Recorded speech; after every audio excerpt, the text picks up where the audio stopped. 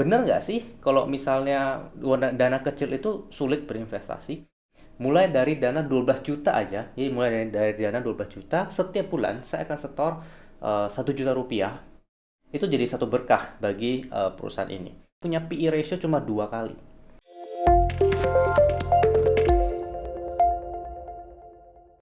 Halo, ada yang bilang sama saya begini, bahwa kalau misalnya uang kecil itu sulit sekali kalau misalnya mau berinvestasi. Lebih baik trading dulu aja, ya ambil uang kecil, habis itu dikumpulin jadi gede. Saya penasaran, bener gak sih pola pikir kayak gitu? Dan sebenarnya waktu saya mulai dulu tahun 2014, memang saya mulai dengan uang kecil, bahkan di bawah 10 juta, di bawah 5 juta bahkan. Dan juga memang saya ada trading-trading sana sini, tapi return terbesar yang saya rasakan adalah ketika saya berinvestasi dengan membeli perusahaan, melihat dari kacamata sebagai seorang owner, kemudian melihat bisnisnya segala macam, saya beli ketika harganya murah.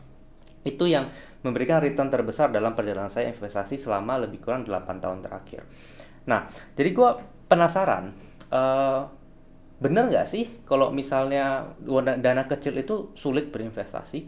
Padahal sebenarnya menurut gue dana kecil itu justru memberikan flexibility.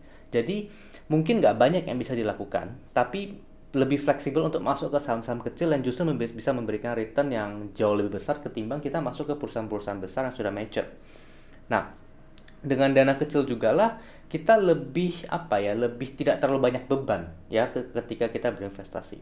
Nah, untuk itu gue bikin satu segmen yang namanya adalah CUK, yaitu compound uang kecil. Nah, di compound uang kecil atau CUK ini gue akan mendokumentasikan perjalanan kita ya berinvestasi mulai dari dana 12 juta aja. Jadi mulai dari dana 12 juta, setiap bulan saya akan setor 1 juta rupiah ke rekening khusus yang gue udah bikin melalui investasiku. Jadi setiap bulan itu plannya, gue akan setor 1 juta, 1 juta. Mungkin gue akan update sebulan sekali atau mungkin 3 bulan sekali ya, satu kuartal sekali ya. Tapi kan kalau misalnya terlalu sering juga nggak terlalu banyak yang bisa kita lakukan. Jadi ya mungkin satu bulan sekali atau tiga bulan sekali satu kuartal. Nah, jadi gue seperti yang tadi gue bilang, gue akan menggunakan satu platform yang namanya Investasiku. Investasiku ini adalah platform untuk kita jual beli saham ya melalui aplikasi. Nah, investasiku ini sudah dibawa Mega Capital Sekuritas, sudah diawasi oleh OJK, dan Mega Capital Sekuritas ini dalam ekosistemnya CT Corp ya, yang punya Pak Hairul Tanjung. Nah, jadi kalau teman-teman mau daftar akunnya bisa langsung klik link di deskripsi, daftar itu paling cuma 1 hari udah kelar gitu, 1 hari udah jadi, udah bisa langsung RDN-nya jadi dan juga udah bisa langsung investasi saham. Nah, jadi plannya gue akan setor 1 juta setiap bulan. Dan pertanyaannya, eh, satu, pakai metode apa? Nah, yang jelas saya akan pakai metode yang namanya value investing. Nah, cuma berbeda dengan value investing yang mungkin eh, mainstream di luar sana yang orang bilang kayak, oh beli value investing itu berarti beli saham-saham yang PE dan PBV-nya rendah. Nggak yang kayak gitu. Yang gue maksud sebagai value investing merefer kepada yang Charlie Munger pernah bilang. Jadi Charlie Munger ini adalah vice president dari Berkshire Hathaway. Jadi itu perusahaannya Warren Buffett. Charlie Munger bilang begini, semua investasi yang cerdas adalah value investing. Value investing itu artinya mendapatkan sesuatu yang lebih tinggi daripada harga yang kita bayarkan. Saya ulangi ya, mendapatkan sesuatu yang lebih tinggi dari harga yang kita bayarkan. Jadi kalau misalnya kita bayar 500 tapi value-nya itu 1000, ya itu adalah value investing. Jadi bukan hanya soal PE dan PBV rendah, tapi soal price and value. Nah, jadi ini memang sudah ada saham yang gue masukin ke dalam portofolio, itu adalah saham ABMM ya. Jadi ABMM ini sudah agak sedikit naik, tapi ini karena gue mulai dengan 12 juta, kemudian dia ini sudah untung sekitar 18 persenan. eh Ya, gue akan biarin aja. Nah, jadi gue cerita sedikit investment thesis di balik ABMM ini. ABMM ini adalah perusahaan, kalau misalnya teman-teman lihat ke bursa, itu sektornya adalah industri yang dimana dia subsektornya adalah multi sector holdings. Nah, sebenarnya ABMM ini kalau misalnya kita lihat laporan keuangannya, dia itu adalah perusahaan batu bara. Jadi ada bisnis tambang batu baranya, ada alat berat, ada kontraktor batu bara macam-macam, dan semuanya itu berhubungan dengan batu bara. Nah, tapi kenapa aku nggak dimasukkan ke dalam sektor coal, sektor energi? Karena dia ini punya ya banyak banyak anak usaha gitu. Jadi berbagai macam sektor. Nah, sebenarnya saya tahu soal ABMM itu dari member ya. Jadi kita kan teman-teman tahu ada namanya membership ya, di Bindex itu ada membership. Dan di membership ini ada satu program itu member jadi analis.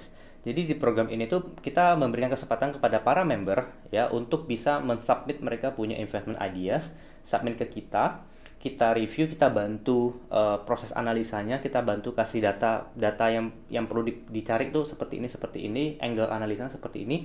Dan kalau misalnya kita bisa publish ya ke member area, nanti si member tersebut akan kita bayar. Jadi di mana lagi teman-teman bisa ketemu membership yang programnya seperti kayak gini.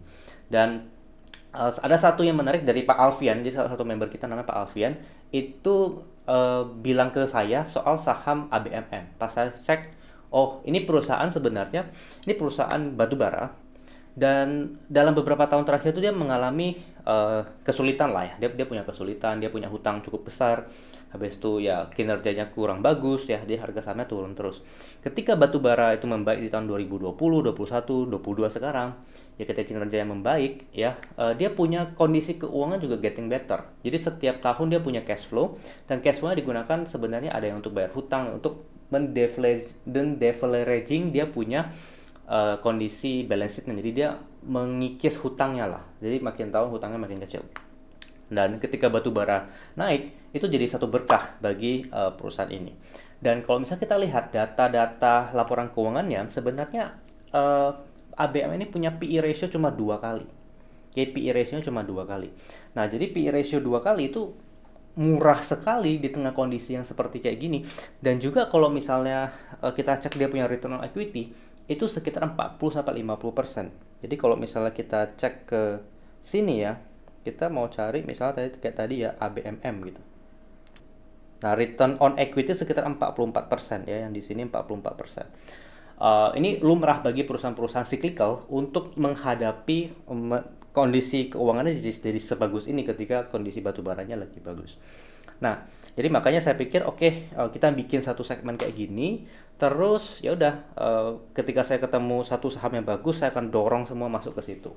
Gitu. Jadi, by the way, cara saya mungkin tidak semua orang bakal cocok. Sekali lagi, Anda harus tahu Anda punya investing style itu seperti apa. Karena apa yang saya pakai bisa jadi tidak cocok bagi semua orang. Oke, karena kan kondisi kita berbeda-beda, terus pengalaman kita berbeda, kemudian pengetahuan kita berbeda, semuanya beda, bedanya jauh banget. Anda mungkin bisa jadikan ini sebagai sebuah referensi, sebagai sebuah ide aja, tapi jangan jadikan ini sebagai gue ngikutin dia beli apa gue ikut. Jangan kayak gitu. Karena Anda berinvestasi, Anda harus punya tanggung jawab terhadap Anda punya uang sendiri, terhadap Anda punya portofolio Anda sendiri.